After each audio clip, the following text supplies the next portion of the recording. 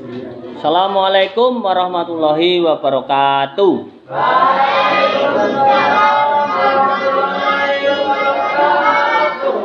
Robbi zidni ilma warzuqni fahma. Robbi shrah li sadri wa yassir li amri wahlul 'uqdatam min lisani yafqahu qawli.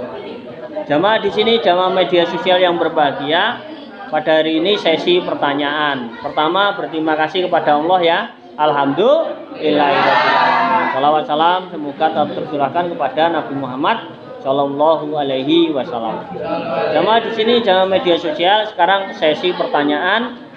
Yang pertama tadi adalah krisis kemanusiaan dan juga yang kedua makna filosofi dan keutamaan ibadah haji. Silahkan yang mau menanyakan di sini jamaah di sini jangan malu-malu dan ragu-ragu. Ya, kalau ada pertanyaan krisis kemanusiaan, jadi sudah saya jelaskan ada peristiwa bunuh diri, ya. Kemudian makna filosofi haji, keutamaan haji, ya. Haji bagaimana maknanya? Ya silakan, silakan. Sing banter ya. Apa?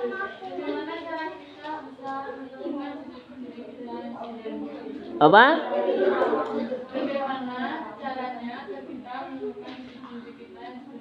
Oh ya, bagaimana caranya kita menemukan jati diri? Nah, jati diri atau diri sendiri, nafs ya, diri kita.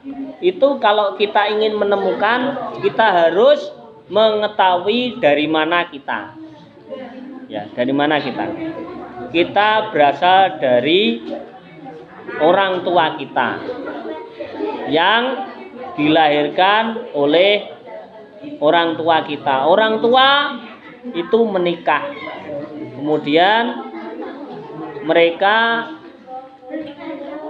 ibu kita mengandung. Nah, di dalam kandungan itu diberikan oleh Allah apa? Roh. Jadi kita ini diciptakan oleh Allah Subhanahu wa taala. Kalau kita sudah tahu bahwa kita ada yang menciptakan dan kita dikenalkan siapa yang menciptakan, maka itu adalah kita mengenal jati diri kita, bahwa kita ini lemah, tidak bisa apa-apa tanpa pertolongan Allah dan pertolongan orang lain. Kita tidak berilmu pengetahuan karena kita lahir itu tidak membawa apa-apa, tidak tahu apa-apa. Kita kosong pikiran kita, hanya kita meniru orang sekitar kita, kita diberitahu oleh orang sekitar kita disekolahkan oleh orang tua kita, akhirnya kita diberi ilmu pengetahuan oleh guru, oleh ustadz, oleh kiai, oleh siapa saja yang ada di sekitar kita, terutama adalah buku-buku yang kita baca. Maka kita akan tahu jati diri kita karena kita ini lemah dan ada yang menciptakan. Pantaslah kalau kita ini akan menjadi baik kalau kita tahu jati diri kita. Kemudian maknanya bahwa makna hidup ini adalah tidak sia-sia. Kita diciptakan oleh Tuhan yang menciptakan alam semesta, Allah Subhanahu wa taala, ini tidak gratis, tidak sia-sia, tidak apa? Tidak begitu saja. Semuanya dipertanggungjawabkan. Yang sudah saya jelaskan tadi loh. Krisis kemanusiaan tadi loh.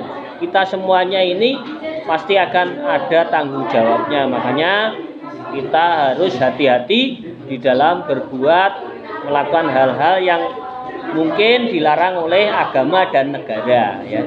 Jangan kita lakukan. Kalau sudah tahu jati diri kita itu, maka sebenarnya kita akan tahu bahwa yang pantas disembah itu siapa. Maka kita sembah yang menciptakan kita, yang menciptakan alam semesta, yaitu Allah Subhanahu wa taala, yaitu beragama Islam. Yang ada contohnya yaitu Nabi Muhammad Shallallahu Alaihi Wasallam dari golongan manusia.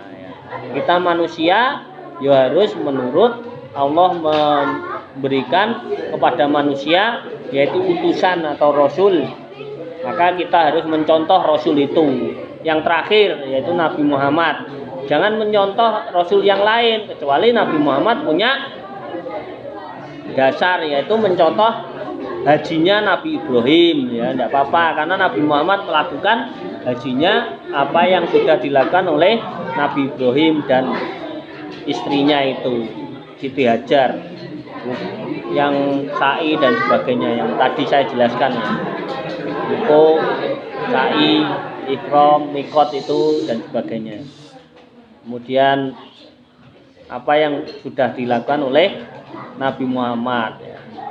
Insya Allah kita akan tahu bahwa diri kita ini lemah, perlu orang lain yang akan membantu kita ya, ngerti ya? Ada yang lain ya, silakan ya.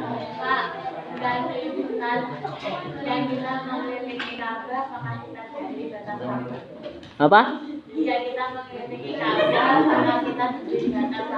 Oh ya, di dalam ibadah haji itu mengelilingi Ka'bah.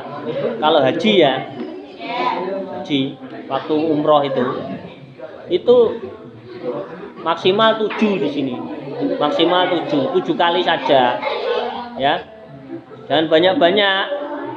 Menurut contoh Nabi Muhammad 7 kali itu luas loh, kesel loh.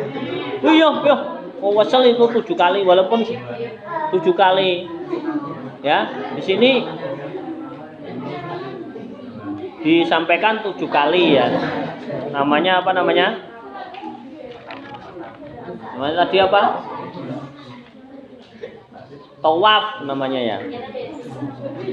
Mengelilingi Ka'bah sebanyak 7 kali. Yaitu mengelilingi Ka'bah namanya tawaf. Tawafnya 7 kali saja.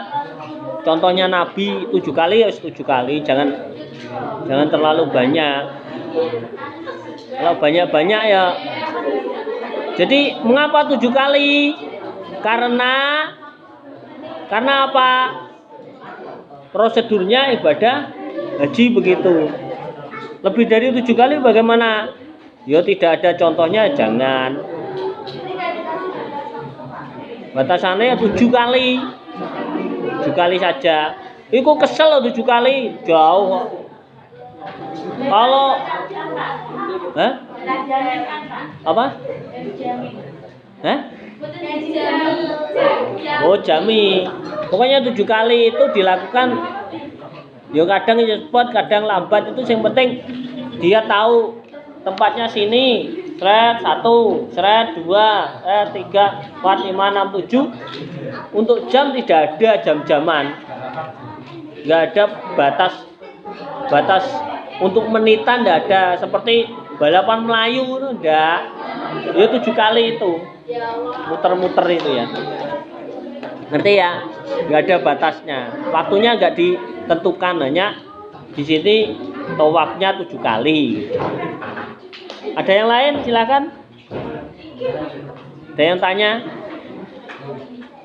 Jadi kita melakukan haji itu ada prosedurnya, ada dalilnya, ada contohnya. Kalau nggak ada contohnya, ya nggak bisa, nggak diterima nanti. Contohnya dari Nabi, ya, Nabi atau Rasul.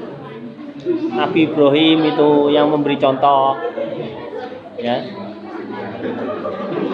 Kemudian dicontoh oleh Nabi Muhammad Shallallahu Alaihi Wasallam. Ada yang lain? Tidak ada. Ya, terima kasih, kita akhiri. Billahi taufiq wal hidayah. Assalamualaikum warahmatullahi wabarakatuh. Waalaikumsalam warahmatullahi wabarakatuh.